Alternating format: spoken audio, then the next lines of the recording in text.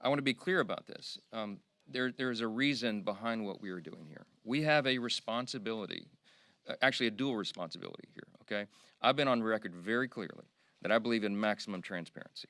I think every single House Republican will say the same thing. In fact, they've told me that publicly and privately. They talk about this. We want maximum transparency.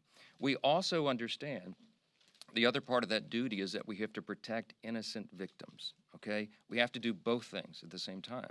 What do we mean by that? Look, involved in the Epstein evil, okay, which is what it was. Let's call it what it was. There are innocent victims of those unspeakable sex crimes, okay? Some of them were minors, some of them were not. When the Epstein records are turned over to the public, which we must do as quickly as possible, we have to also be very judicious and careful about protecting the innocent. I think everybody in the country should understand the necessity of that. It is the standard. I used to be a litigator. It's the standard in the court of law and the courts. It's the standard in law enforcement. Anyone who's served in law enforcement understands the necessity of that. It is the standard with government agencies. We protect the innocent. So we cannot be careless in an open release like that. You have to be very careful. The president himself has said that he wants maximum transparency and all credible evidence to be turned over to the American public so that everyone can make their own decisions. We're owed that.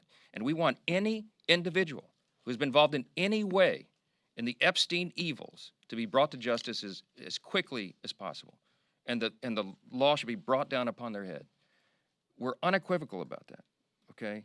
We have to make sure that the credible evidence is revealed, and we're doing that. The president has made a request to the courts in the grand jury testimony and the files there, for example.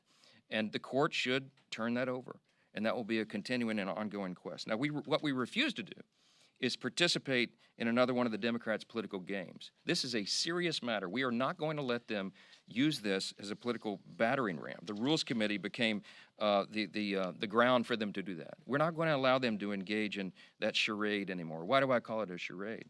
Because the Democrats are trying to play gotcha politics right now when, as the leader just pointed out, they don't have any moral high ground on this at all. They controlled the Department of Justice for the last 4 years. Has anyone forgotten?